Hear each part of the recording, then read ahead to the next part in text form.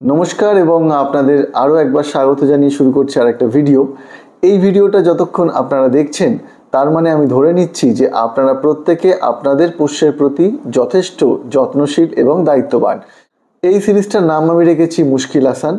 অনেকগুলো এপিসোডে আসবে এই সিরিজটা, কারণ আপনাদের থেকে আমি প্রচুর পরিমাণে রেসপন্স পেয়েছি। নানান প্রশ্ন আপনারা আমাকে করেছেন এবং সেই সমস্ত প্রশ্নগুলো নিয়েই আজকের এই এপিসোড। আমাদের ফেসবুক পেজ এবং ইউটিউব চ্যানেলে যে প্রশ্নগুলো আপনারা করেন পোষ্য সংক্রান্ত, সেইগুলো নিয়েই আলোচনা করব এবং চেষ্টা করব যে সেগুলোর কিছু সমাধান যাতে দেওয়া যায়। আরেকটা অনুরোধ আপনাদের কাছে, ভিডিওটা যদি ভালো লাগে তাহলে অবশ্যই চ্যানেলটাকে সাবস্ক্রাইব করবেন এবং ভিডিওটা শেয়ার করতে ভুলবেন না, কারণ যত বেশি সংখ্যক মানুষের কাছে এই ভিডিওগুলো পৌঁছবে ততই কিন্তু মানুষের ভ্রান্ত ধারণাগুলো বদলাবে এবং পোষ্যের আচরণগত যে সমস্যা নিয়ে তারা সম্মুখীন হচ্ছেন সেগুলো হয়তো তাদের কাছে কিছুটা সমাধান হবে। চলুন প্রশ্নে যাওয়া যাক। ফেসবুকে যে প্রশ্নগুলো এসেছে সেগুলো সবার প্রথমে আমরা আলোচনা করব। দেখে নেওয়া যাক প্রথম প্রশ্ন কে করেছেন। পিয়ালি চক্রবর্তী বলছেন, মেল ডগ যেখানে পারে টয়লেট করে আর নিজে খেতে চায় না। পিয়ালি চক্রবর্তীকে আমি বলবো, আপনি কিন্তু আপনার পোষ্যের বয়স এবং কোন ব্রিড সেটা আমাকে বলেননি। যেহেতু বয়স বলেননি, আমি বুঝতে পারছি না যে ও পাপ্পি স্টেজে আছে, না ও অ্যাডাল্ট হয়ে গেছে, না ও মাঝারি বয়সে রয়েছে। তো আমি একটা আন্দাজে আপনাকে বলছি, আপনি চেষ্টা করবেন সেই মতন ফলো করতে, বা যদি সম্ভব হয় আমাকে কমেন্টে পরে জানাবেন।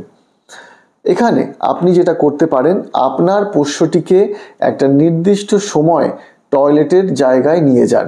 যেই জায়গাটা আপনি টয়লেট করাবেন বলে স্থির করেছেন সেই জায়গায় একটা নির্দিষ্ট সময় করে নিয়ে যান। যেমন ধরুন, আপনি সকালবেলায় ঘুম থেকে উঠে ওকে টয়লেটের জায়গায় নিয়ে গেলেন, কিছুক্ষণ দাঁড়িয়ে রইলেন, লক্ষ্য করলেন ও টয়লেট করে কিনা। যদি না করে ফেরত নিয়ে চলে এলেন, আবার একটু খেলাধুলা করালেন, আবার ঘুরে ওই জায়গাটায় নিয়ে গেলেন। এইভাবে আপনাকে কিন্তু অবজার্ভ করতে হবে এবং বারে বারে ওই জায়গাটায় ওকে নিয়ে যেতে হবে। আর পোষ্যদের টয়লেটের কিন্তু একটা নির্দিষ্ট সময় থাকে। ওরা খাওয়ার পরে টয়লেট করে, ঘুম থেকে উঠে টয়লেট করে, খেলার পরে টয়লেট করে। একটা পাপ্পি কিন্তু 5 থেকে 6 বার দিনে কম করে টয়লেট করে, আর বড় কুকুরেরা মোটামুটি 3 থেকে 4 বার টয়লেট করে। তো সেই সময়গুলো একটা মেনটেন করবেন এবং যে জায়গাটায় আপনি চাইছেন টয়লেটটা করাতে সেই জায়গায় ওকে নিয়ে যাবেন। দেখবেন ও ওখানেই টয়লেট করছে। এটা একদমই খুব সহজ, কোনো রকম মানে টেনশনের কিচ্ছু নেই। ওরা কিন্তু খুব সহজে অ্যাডপ্ট করতে পারে। আর তাতেও যদি না করে, তাহলে যদি ঘরের যেখানে সেখানে ধরুন টয়লেট করে দিচ্ছে, আপনি একটা কাপড়ের টুকরোয় ওই টয়লেটটা মুছে মানে ভিজিয়ে নেবেন। একটা কাপড়ের টুকরোয় টয়লেটটা ভিজিয়ে নেবেন এবং যে জায়গায় চাইছেন টয়লেটটা প্র্যাকটিস করাতে, টয়লেট করাতে, সেই জায়গায় কাপড়ের টুকরোটা রেখে দেবেন এবং ওকে নিয়ে যাবেন ওই নির্দিষ্ট সময় এবং গন্ধটা শোকাবেন। ও দেখবেন গন্ধ শুকে ওই জায়গায় টয়লেট করবে।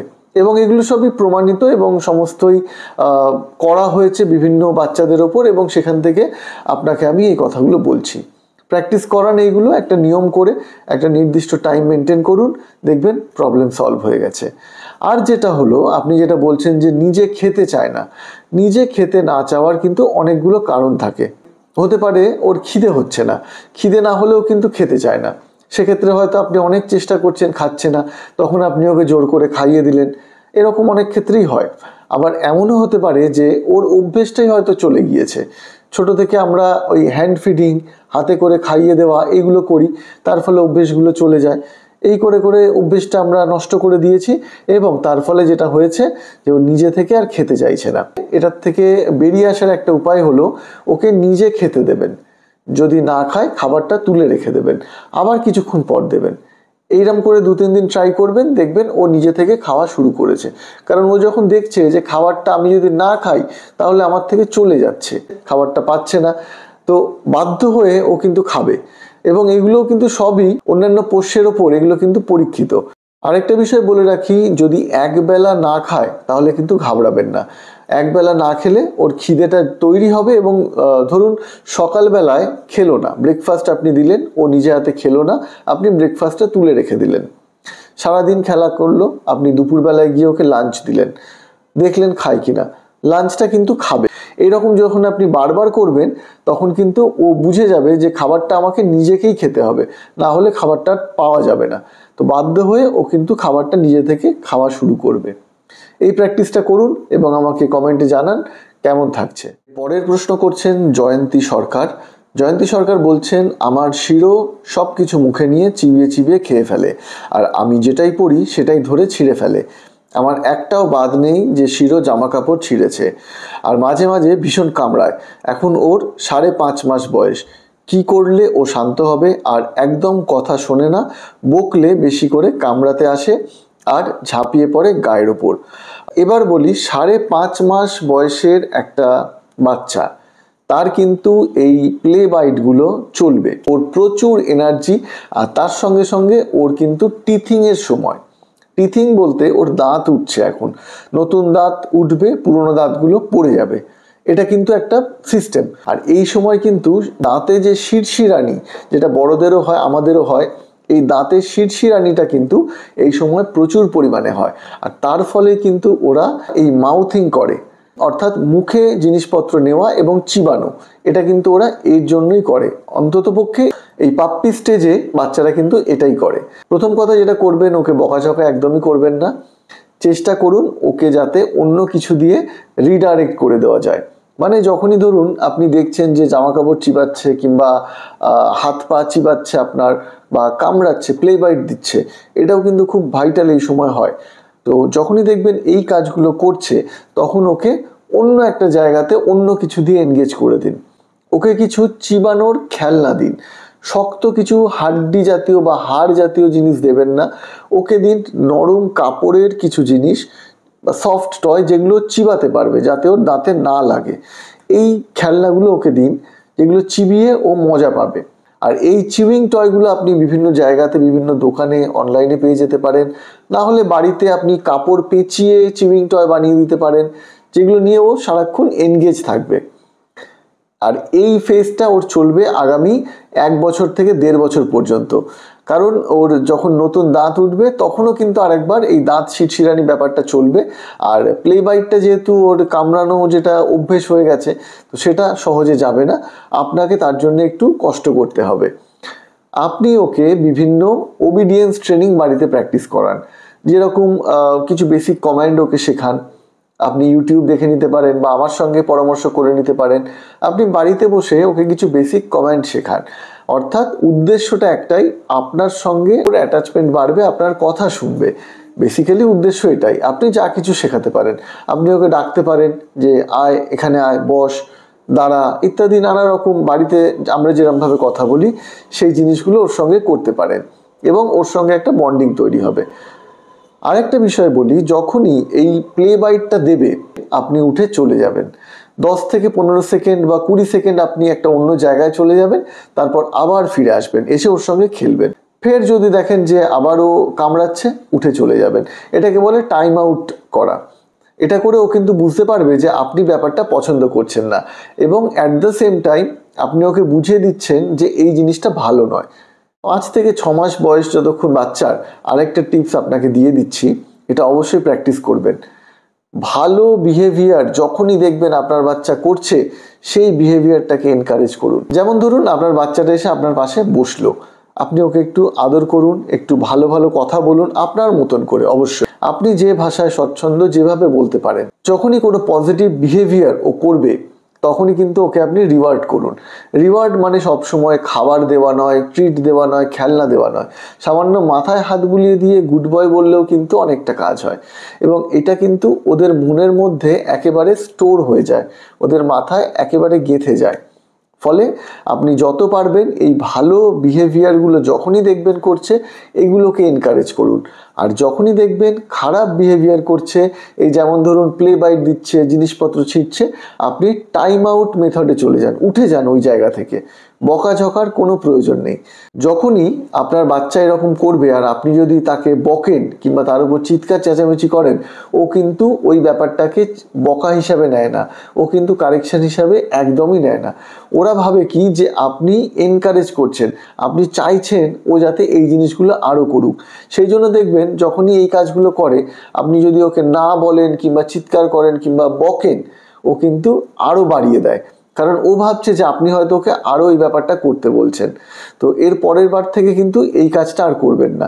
যখনই এই রকম হবে আপনি কিন্তু উঠে চলে যান, টাইম আউট করুন, 15-20 সেকেন্ড পর ফিরে আসুন, আবার রিজিউম করুন ব্যাপারটায়। দেখবেন যে এই ব্যাপারগুলো কিন্তু কমে গেছে। আর কেমন থাকছে অবশ্যই কমেন্টে জানাবেন। এর পরের কোয়েশ্চেনে চলে যাই। আর যে সুরজ বলছেন, দাদা এর নাম চিনি, কি করলে অ্যাগ্রেসিভ করা যাবে? বাইরের লোক আসলেও সামনে গিয়ে আদর খেতে চায়, এজ 8 মাস রানিং ওর। 8 মাসের একটা বাচ্চা, আপনি তাকে অ্যাগ্রেসিভ করতে চাইছেন। আমি জানি না আপনি ঠিক কি করতে চাইছেন ওর সঙ্গে, তবে এই ট্রেনিংটা আমি করাই না। আমি কিন্তু অ্যাগ্রেসিভ থেকে নর্মালে নিয়ে আসার কাজগুলো করি। আপনি যদি অ্যাগ্রেসিভ করাতে চান তার জন্যে আলাদা করে প্রোটেকশন ট্রেনিং হয়, ওটাকে অ্যাগ্রেসিভ বলে না, ওটাকে প্রোটেকশন ট্রেনিং বলে। এবং সেই জিনিস কিন্তু আপনার বাচ্চাকে না শেখানোই ভালো, কারণ এক তো বাড়িতে থাকবে আপনার বাচ্চা, একবার যদি এই কাজটা শিখে যায় প্রোটেকশন, কিন্তু আপনি যদি না জানেন কি করে কন্ট্রোল করতে হয়, আপনি কিন্তু কুল কিনারা পাবেন না। তারপর কিন্তু এই বাচ্চাগুলোকেই অ্যাডপশনে দিয়ে দেওয়া হয়। তো অ্যাগ্রেসিভ করাটা মোটেও ভালো কাজ নয়। এই ল্যাব্রাডর কিন্তু প্রোটেকশনের জন্য নয়। ল্যাব্রাডরের কাজ হচ্ছে, এরা রিট্রিভার প্রজাতির কুকুর, এদের কাজ হলো গন্ধ শুকে গিয়ে সেই কোনো একটা জিনিসকে খুঁজে বার করা, রিট্রিভ করে নিয়ে আসা, এটা ওর কাজ। যে কারণে দেখবেন পুলিশের যত কুকুর আছে তারা সব ম্যাক্সিমামটাই ল্যাব্রাডর হয়, এবং বম্ব ডিটেকশনের কাজে এদের লাগানো হয়। তো সবসময় আমি এই কথাটা বলি, ব্রিড বুঝে আগে ব্রিড বুঝুন, তারপর সেই ব্রিডকে বাড়িতে আনুন, কিংবা ব্রিড নেওয়ার আগে ভালো করে পড়াশোনা করুন যে কোন ব্রিড আপনি নিতে চাইছেন, তার চরিত্র কি, তাকে দিয়ে কি কাজ করানো হয়, সে কি পছন্দ করে, এই ধরনের নানান খুঁটিনাটি বিষয় জানুন, এবং তারপর কিন্তু সেই বাচ্চাটিকে বাড়িতে নিয়ে আসুন। তাহলে দেখবেন কিন্তু এই প্রবলেমগুলো হয় না। তার এখন দৌড়াদৌড়ি করার বয়স, খেলার বয়স, একটা 8 মাসের বাচ্চা, তাকে এইগুলো না হয় নাই করলেন, বাকিটা আপনার ব্যক্তিগত ব্যাপার, আমি এখানে বলতে পারি না। আপনার পোষ্য, আপনি নিশ্চয়ই তার সম্বন্ধে ভালোই বুঝবেন। যেগুলো বললাম সেগুলো মাথায় রাখার চেষ্টা করবেন। পরবর্তী প্রশ্ন চলে আসি। লিখছেন শুভাঙ্গী মুখার্জি, উনি বলছেন, আমার বেশ কিছুদিন ধরে 7 মাসের ল্যাব মেল ডগের একটা পরিবর্তন দেখছি। ও রাত হলেই আমায় ভীষণভাবে কামড়ায় আর ঘুমাতে চায় না, আর খুব অ্যাগ্রেসিভ হয়ে আমায় শুধু কামড়ায় বা অ্যাটাক করে, আর কিন্তু বাড়ির কাউকে করে না। নট অনলি আমাকেও সারাদিন কিছু করে না, শুধু রাতে শুতে গেলেই শুরু হয়ে যায়। 7 মাসের বাচ্চা, এই বয়সে কিন্তু ওদের প্রচুর এনার্জি থাকে, সারাদিন ওরা ঘুমায় কিংবা রেস্ট নেয়, রাত্রিবেলাটায় জেগে থাকে। আর যে কামড়ানোর কথা আপনি বললেন সেটা অবভিয়াসলি প্লে বাইট, কারণ 7 মাসে কোনো অ্যাগ্রেশন তৈরি হয় না। প্লে বাইট কাটানোর উপায় আমি আগের ভিডিওয়ে বললাম, আবারও বলছি, রিডাইরেক্ট করে দিন, টাইম আউট মেথডে যান, ওকে কিছু টাগিং গেম খেলুন ওর সঙ্গে, কিংবা কিছু সফট টয় দিন যেগুলো ও চিবাতে পারে। সফট টয় মানে আমি বলছি যে ভেতরে তুলো ভরা নয়, কাপড়ের কিছু একটা ওকে বানিয়ে দিন, কিংবা দোকান থেকে কিনে দিন, চিউইং টয় হিসাবে সেগুলো কাজে লাগবে। পাপ্পি স্টেজে কামড়ানোর আরেকটা কারণ হলো বোর হয়ে যাওয়া। পাপ্পি স্টেজে বাচ্চারা কিন্তু খুব তাড়াতাড়ি বোর হয়ে যায়। যখনই দেখবেন একঘেয়ে কিছু একটা হয়ে গেছে ওদের কাছে, কিংবা আইডল বসে আছে, তখন কিন্তু ওরা এই একঘেয়েমি বা বোরডমটাকে কাটানোর জন্যে কিছু একটা চিবায়। তো কিছু চিবানোর পেলে ভালো, সেটা চিবাবে, আর চিবানোর যদি কিছু না পায় তাহলে নিজের লোকেদেরই হাত পা চিবাতে থাকে। এটা কিন্তু ওদের একটা জন্মগত স্বভাব বলতে পারেন। এক্ষেত্রে এই ব্যাপারগুলো মাথায় রাখবেন, যাতে বোর না হয়, যাতে একঘেয়ে না হয়ে যায়, সেই বিষয়গুলো লক্ষ্য রাখবেন। ওকে প্রচুর পরিমাণে চিউইং টয়েস দিন, ওকে সারাদিনে প্রচুর অ্যাক্টিভিটি করান, ওর মেন্টাল এক্সারসাইজ করান। ফিজিক্যাল দৌড়াদৌড়ি তো করেই, 7 মাসের বাচ্চা প্রচুর দৌড়াবে, তার সঙ্গে কিন্তু ওকে মেন্টাল এক্সারসাইজ দিন। মেন্টাল এক্সারসাইজের মধ্যে কি হতে পারে? মেন্টাল এক্সারসাইজে আপনি ওকে কিছু কাজ দিন, কিছু স্নিফ করান।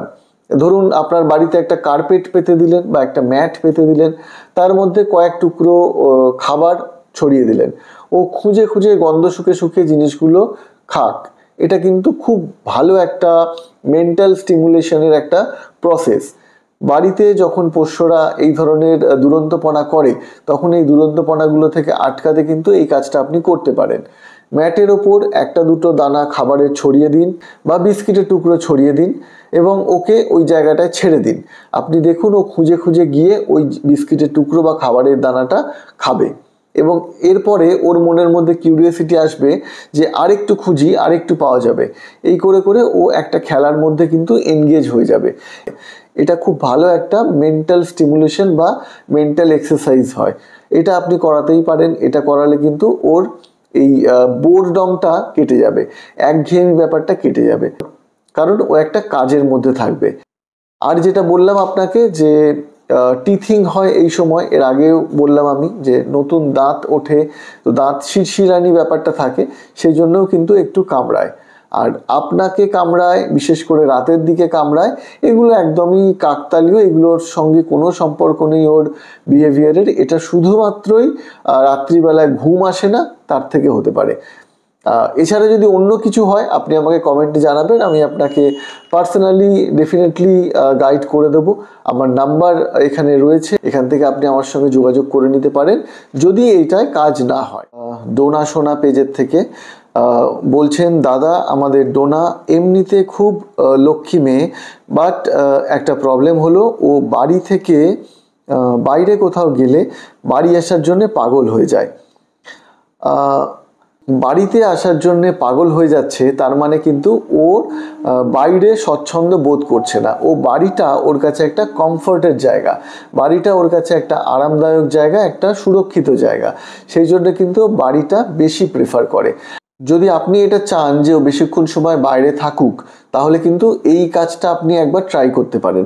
আপনি ওকে কোথাও নিয়ে গেলেন, কোনো রিলেটিভের বাড়িতে বা কাছাকাছি কোনো একটা জায়গায় গিয়ে খানিকক্ষণ ওয়েট করলেন, খানিকক্ষণ দাঁড়ালেন, তারপরে আবার সেখান থেকে ফেরত এলেন।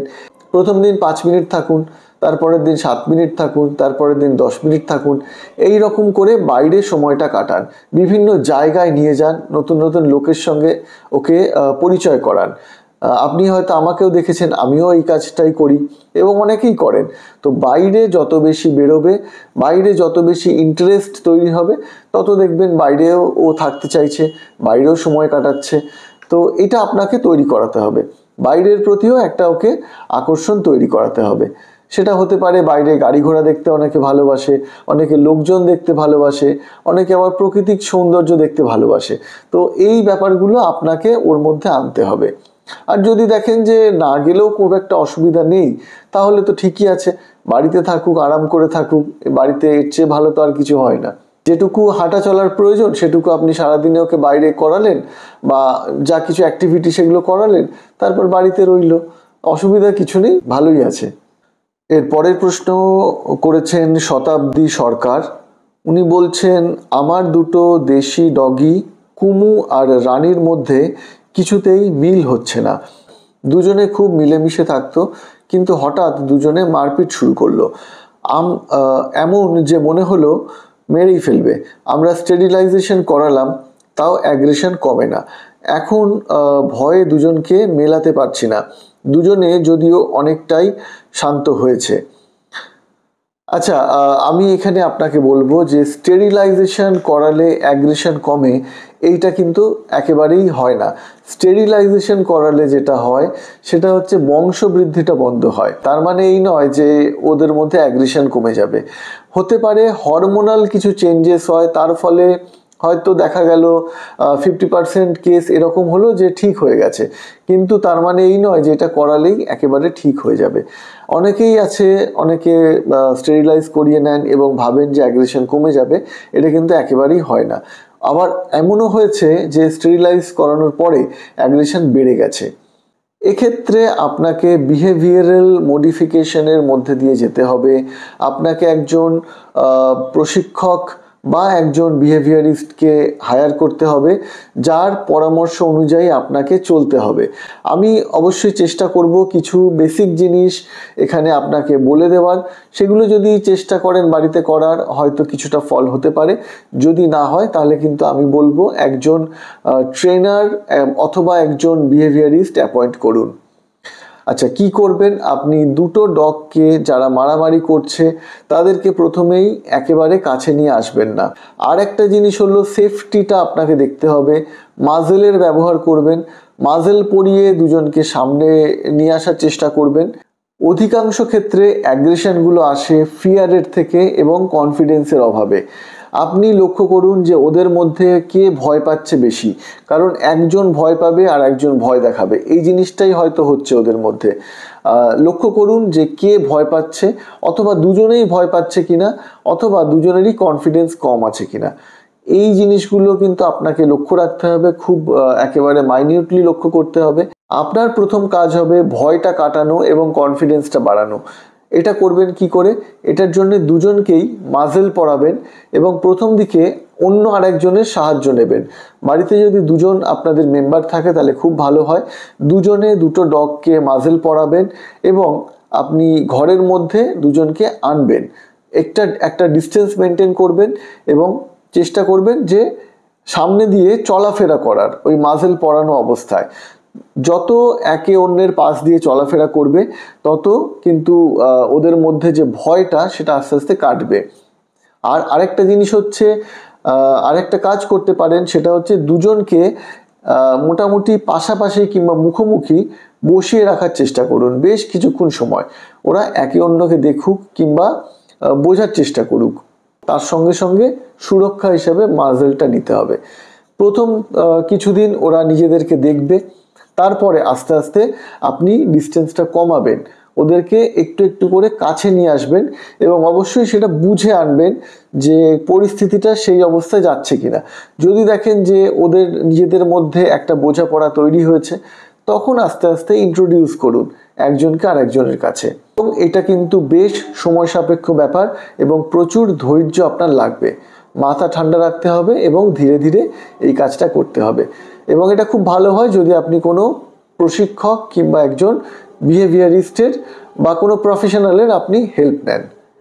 আজকের পর্বে এই পর্যন্তই রইল। আজকের পর্বে যে কজনের প্রশ্ন নিয়ে আমরা কথা বললাম, অনেকেরই এই প্রশ্নগুলো থেকে থাকে। আর পরবর্তী এপিসোডে আমরা এর পরে যে প্রশ্নগুলো এসেছে সেগুলো নিয়ে আলোচনা করব। ভালো থাকবেন, দেখা হচ্ছে পরের ভিডিওয়ে।